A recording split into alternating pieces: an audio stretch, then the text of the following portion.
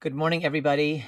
Good morning. We are just going to wait for Instagram to catch up as usual. And then once it does, we will go live everywhere and talk about a topic that's near and dear to my heart, which is how to become more friendly with ourselves. It's not as easy as one might think. Okay, here comes Instagram. Okay, so now we are live, everybody. Good morning, everybody, and welcome to DIY Wellness, the show for people taking personal growth into their own hands. On this show, we explore different strategies for improving quality of life and well-being, and you just take what resonates and toss the rest because not everything will work for everybody. That said, this particular topic I feel like is universally applicable because it's just about how we treat ourselves. It's about cultivating inner friendship, which is a lifelong practice. And so before we get into exactly what that means, I want to ask you a question. If your mind were a person, would you want to spend time with it? Would you trust it? Would you feel safe around it? Or would it constantly criticize you, pressure you, second guess you, and remind you of your failures? In which case you would want to move out on it, right? Move away. Because here's the thing that I've noticed for myself and in my clients and in the work I do. Most of us spend our entire lives trying to improve ourselves without ever becoming friends with ourselves. And it does make sense in a weird way, a twisted way, because friendship is not what culture taught us. Competition is what culture has been teaching us. Get the best grades, win the race, get ahead, stand out, be better, work harder, become more. And after enough years of being trained in competition, we accidentally bring that same mentality inside. And now the competition isn't between us and other people, it's between us and ourselves. So we have the part that wants to rest, fighting the part that wants to achieve, the part that wants connection, fighting the part that wants protection, the part that wants to eat cake, fighting the part that wants to lose weight, the part that wants a cigarette, fighting the part that hates that part, the part that wants to speak up, fighting the part that is terrified of rejection. And suddenly, our inner world becomes this battleground, conflicts everywhere.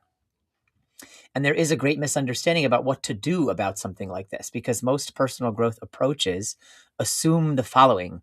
If there's a part of me causing suffering, I should eliminate it, like as if we're cutting out a tumor.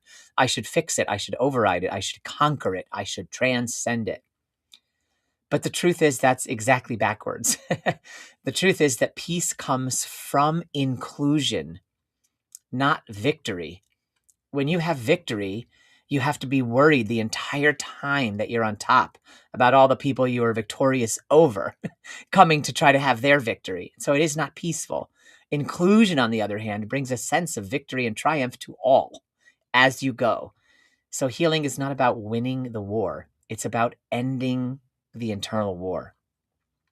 Because every part of you is trying to help, sometimes badly, sometimes clumsily, sometimes with information that is 20 years out of date, but still trying to help. In my work, I talk about the 5 brain model, which is like the left brain, the right brain, the heart brain, the gut brain, and the nervous system brain. So we have the mind, the body, the nervous system, and the emotions, and this deeper heart-centered wisdom that helps organize them all. And the truth is, most people have adversarial relationships with at least 4 of these brains. We fight our minds, we ignore our bodies, we shame our emotions, and we override our nervous systems constantly. And then we wonder why life feels so difficult. And I'm not saying this to shame any of you. We've been taught to do this. This is normal. This is how we were enculturated. But imagine having a friend who constantly ignored your boundaries, dismissed your feelings, talked over you, questioned your motives, and only called when they needed something. You would not call that friendship. You'd call that a dysfunctional relationship. And yet many of us relate to ourselves exactly the same way, in this dysfunctional way that we actually think is somehow virtuous. Oh, well, I'm not going to give myself a break. I do that. I give others the break. But the thing is, the way we treat others, the way we treat ourselves is going to be the way that we exist in the world and the way we treat other people. The Bible even says, like, love your neighbor as yourself. So implied in the statement about being able to love your neighbor wholly and fully and wholeheartedly is the implication that you must already fully, completely love yourself. You can't love your neighbor as you love yourself if love for self is absent, if inner friendship is absent.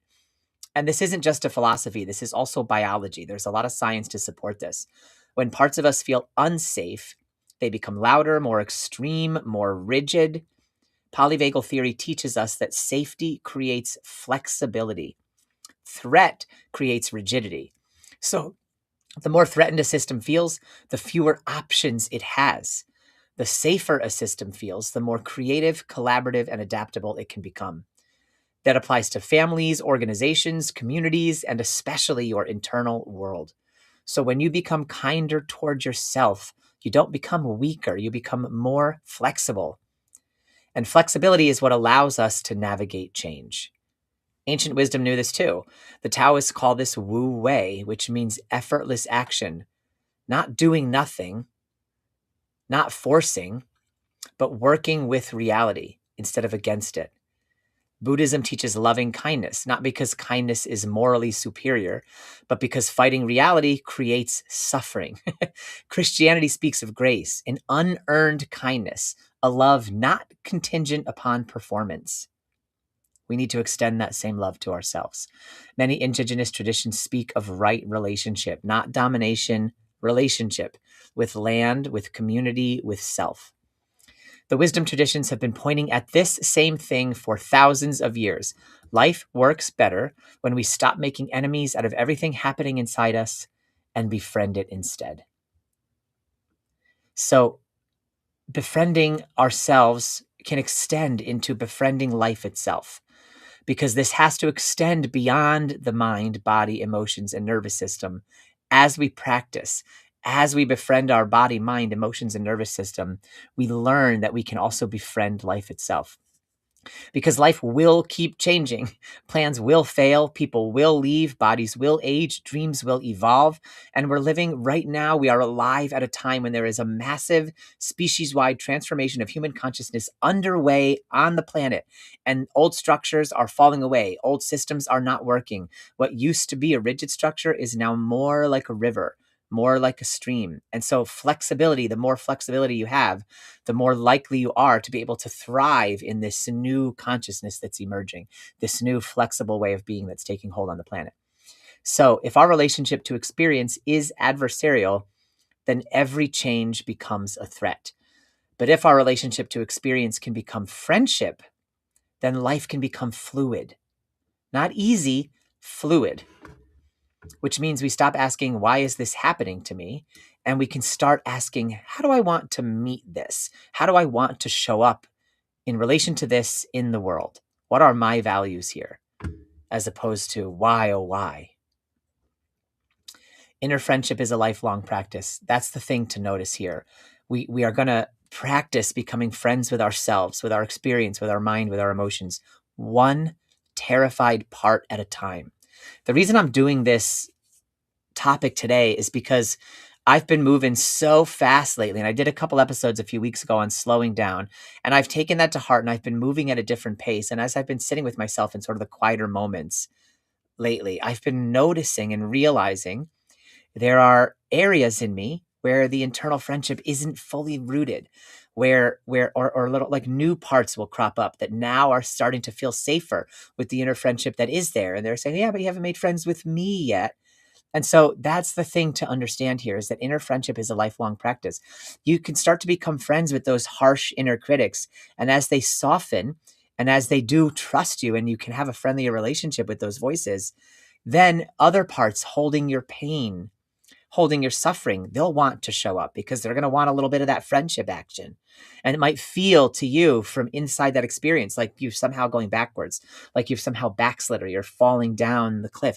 But that's not the case. The more safety you feel, the more inner friendship you cultivate, the more the parts of you that have been suffering can show up and touch into that friendship. And so the practice of inner friendship is nonlinear. It can feel like 2 steps forward, 1 step back, 2 steps forward, 1 step back. But actually, it's forward the entire time, because what feels like a back step is a part coming out in a layer of safety that you've established and trying to get its healing.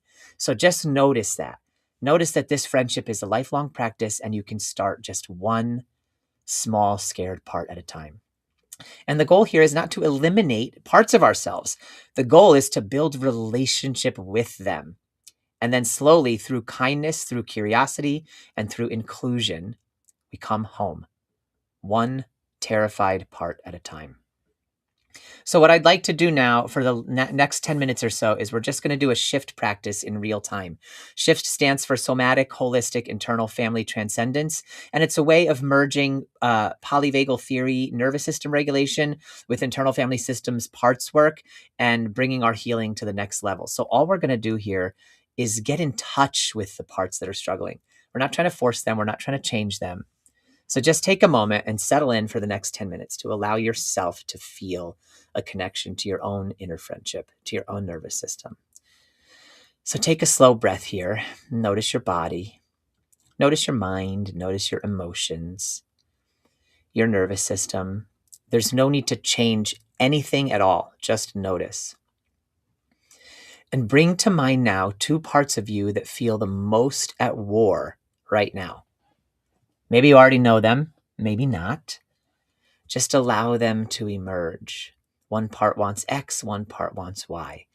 One part decides yes, one part decides no. Whatever that little tug of war is, the internal conflict, just bring it to mind. A part of me wants one thing, a part of me wants another. And as you have that, or as you're pulling that up, just begin tapping with me on the side of your hand. Just remember that tapping, and this is an open eyes practice and a repeat after me practice, so there's nothing you have to learn or remember. If you feel comfortable with the tapping points and you want to close your eyes, that's totally fine. And if anything I say doesn't ring the chime of truth for you, then don't repeat it. Just change it in real time to something that feels really true to you. Trauma heals best with truth and safety and a compassionate witness. This creates the safety. This community creates the compassionate witnessing. And you changing the words to what really rings true for you brings the truth. Even though parts of me are in conflict, I acknowledge that conflict. Even though different parts want different things, I honor that reality. Even though this feels messy, I am open to meeting it with curiosity. Top of the head. These parts in conflict. Eyebrow. Pulling in different directions. Side of the eye. Wanting different things. Under the eye. Trying to protect me. Under the nose. Trying to help me.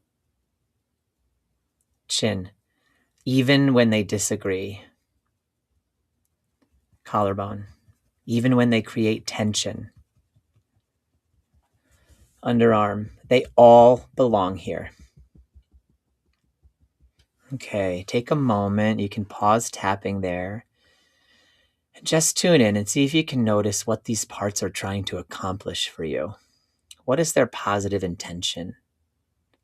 Even though they have different methods of trying to achieve their goals. See what comes up for you. And when you're ready, just begin tapping with me again on the side of your hand. Even though there is a part of me I struggle to accept, I acknowledge it.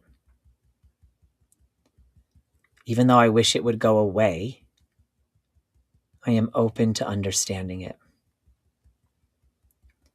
Even though part of me judges it sometimes, I honor that it exists for a reason. Top of the head. This is a difficult part. Eyebrow. This frustrating part. Side of the eye. This misunderstood part. Under the eye. It wants something. Under the nose. It needs something. Chin. It is trying to help me.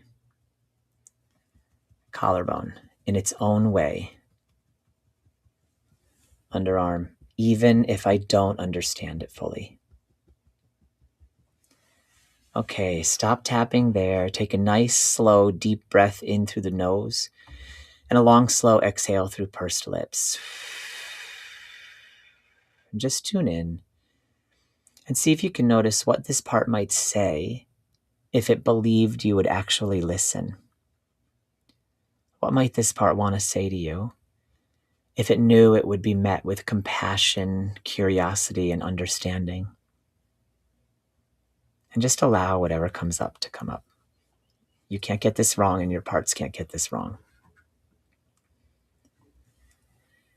And we're just going to connect with this part a little more deeply, the part that feels alone. Even though some parts of me feel alone, I acknowledge them. Even though they have carried burdens for so long, I honor them. Even though these parts are tired, I am willing to notice them.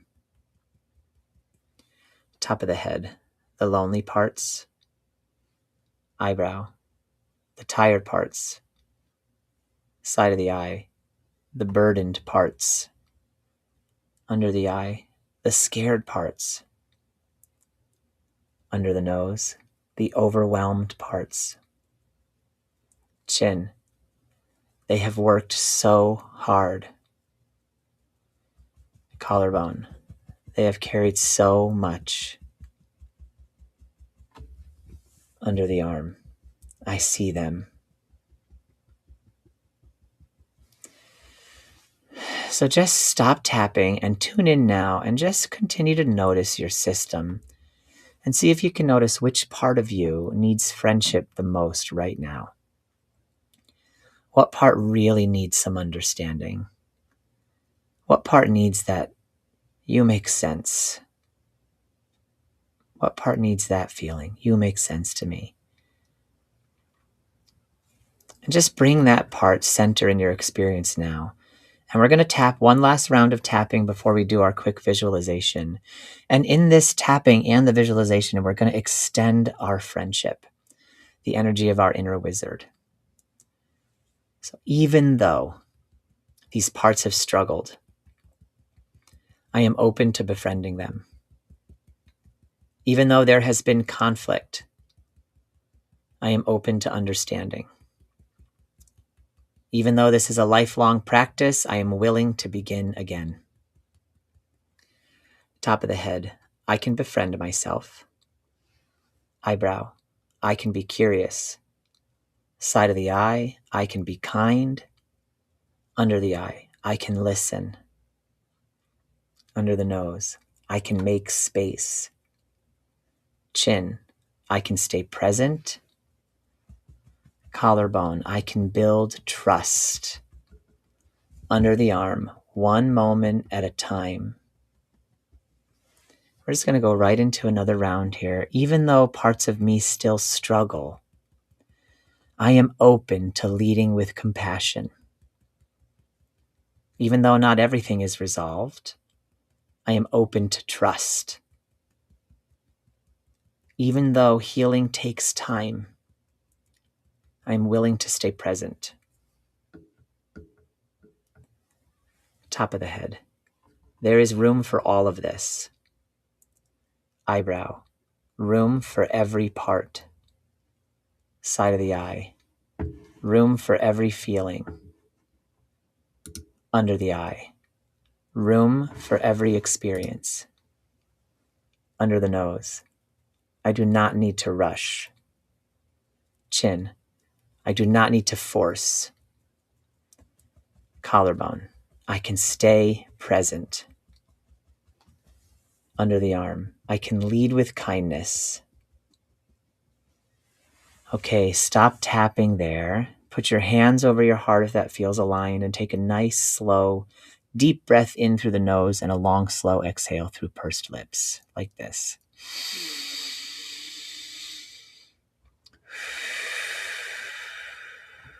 Now just imagine your parts gathered together. The achiever, the exhausted one, fearful ones, angry ones, hopeful ones, lonely ones, and protective ones. Notice that none of them are being pushed away right now. None of them are being fixed. None of them are being judged. They are simply being given space. space to breathe, space to exist, space to be. Now imagine a vast field opening around them. Wide, spacious, calm. And at the center of that field is you, the inner wizard, the self, the awareness that can hold it all. The parts begin to notice something. They do not have to fight for attention anymore. They do not have to scream. They do not have to prove their worth. They can relax at their own pace. In this field, as close to you or as far from you as they feel safe, in this wide open space. And as they do, trust begins to emerge, not forced, not demanded, earned through presence.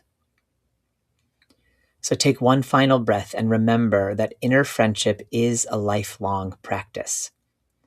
One terrified part at a time, we come home to ourselves.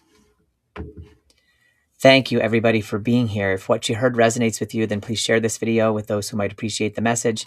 And if you have any questions or comments about this, please share, and I'll help you get unstuck or celebrate your wins. Because remember that DIY wellness means do it yourself, but that does not mean you have to do it all by yourself. I will be back again next week at 8:30 a.m. Eastern Time on Tuesday morning. Until then, keep taking personal growth into your own hands. Much love, everybody. Bye.